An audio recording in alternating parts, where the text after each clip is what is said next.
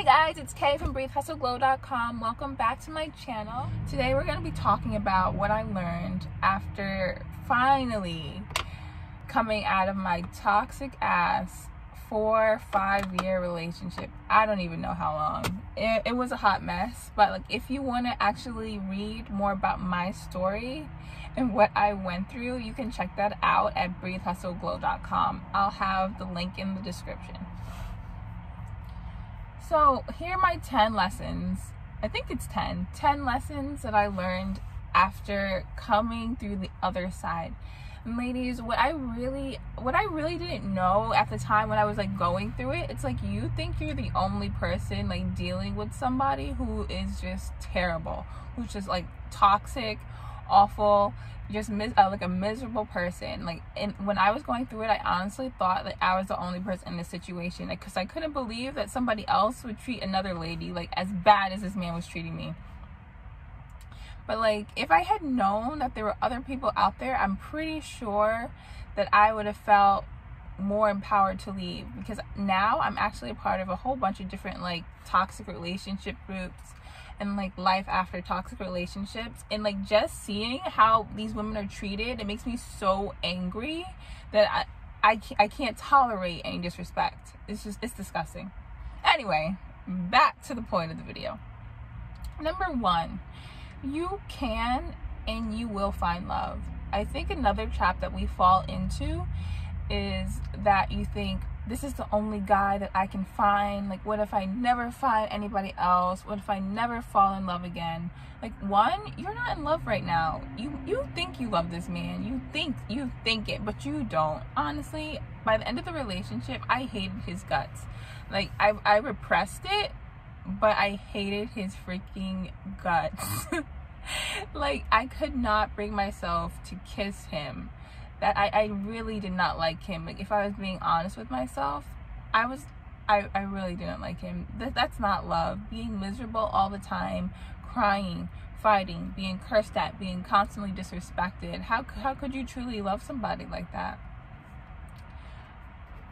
So don't fall into that trap of thinking I can never find anybody else. I mean, you found this first guy, you found the guy you're with right now, so what's stopping you from finding somebody else besides you staying in this shitty ass relationship? That's the only thing stopping you. Number 2, there's absolutely no reason for you to be getting disrespected by any man in any relationship. Even in a non-romantic relationship, there's no reason for people to be disrespecting you.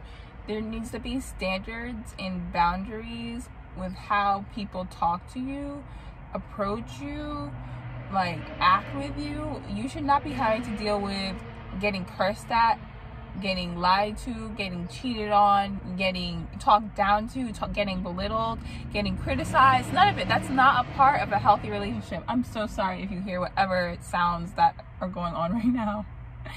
But okay, that's not a part of any healthy relationship. The first time my ex called me a bitch, I was taken aback by it, but I was just like, maybe this is just a part of a relationship. Couples fight sometimes.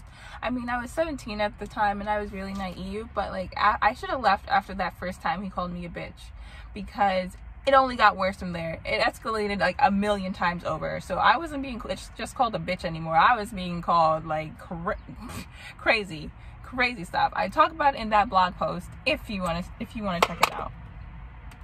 Number 3, your relationship should not feel like an emotional roller coaster.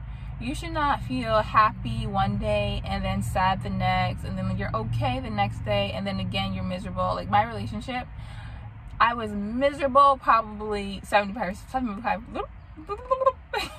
was miserable like 75% of the time, honestly. We would always be fighting, and then I would feel like anxiety about the next fight. Like, even when we were on good terms, I would be like walking on eggshells, nervous that he was gonna explode on me about something else. It's like I really became an anxious person, which I had never been before. Like, the relationship just completely was shaping and changing the person who I was. I became a person I didn't even recognize. But yeah, roller coaster relationships, not it. Get the hell off that ride, girl. Next, stop ignoring the red flags. I honestly still have a problem with this. Like, lights will be flashing in my face saying, turn around, stop, double take 3 times. Okay, I'm sorry, SpongeBob reference.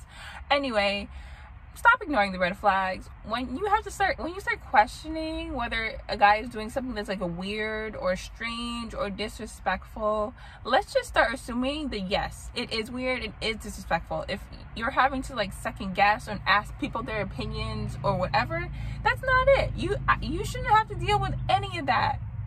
Stop ignoring the red flags and listen to them early on in the relationship. Don't be like me. Don't wait 4 years before finally accepting this man is awful and that these red flags are not going to change. Bringing me to the next point. You cannot change him. I know you really want to. I know in your heart you want him to be the guy you fell in love with, or the guy you thought you fell in love with in the beginning, or the guy that you want him to be. But you cannot change this man if he does not want to change. You really can't. I tried for years. Other women in these groups, like I said, they try for years. But a man is not going to change if he does not want to change. So you need to believe his actions instead of his words, because a guy can give you all the apologies he wants to give you, but unless he's going to act on those apologies and you actually see a change in his behavior, you need to move on, because nothing's going to be different. My next point, when you're going through this stuff, you shouldn't keep it all into yourself. That's exactly what I did. I was embarrassed about it. I was kind of ashamed because honestly, this man was very verbally abusive to me, and I really did not want to admit it. I didn't want to admit that I ended up in a relationship like this. I didn't want to admit that I was letting somebody make me feel like shit every single day. I was so embarrassed by it that I would just stay in my room really depressed. And I kept everything that was going on between me and him to myself. It wasn't until that I started opening up first to my college roommate. I would start talking to her more about what was going on, and she'd be like, "Kay, this is not okay. Like, this is not normal. This is not a healthy relationship." That I started saying like, "Oh, like, you know, maybe I'm not the crazy one," because this is what these men do. They make you believe that you're the one doing everything wrong. You're the crazy one. You're the problem one in the relationship. They're only mad because of you. And then you have no outside opinions or nobody like speaking sense and rationality into your mind. So you start actually believing them. So this is why it's so important to actually be open, and you need to talk to your family.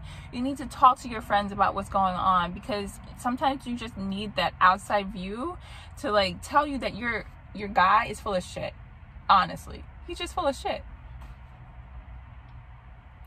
Okay, another thing that I learned is that you and anyone you're in a relationship with really should just have some like similar core values. Like, you don't have to have a bunch of things in common, but like at the end of the day, you should just have like same opinions on like the importance of family, like how you should talk to people, like just basic human decency. Because me and my ex, we just like differed on that, I guess. I don't know how.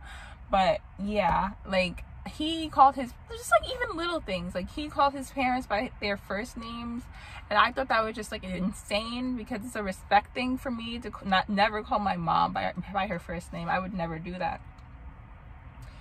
So yeah, just like making sure you have core values, like even like on religion, politics. I guess not politics, but when I say core values,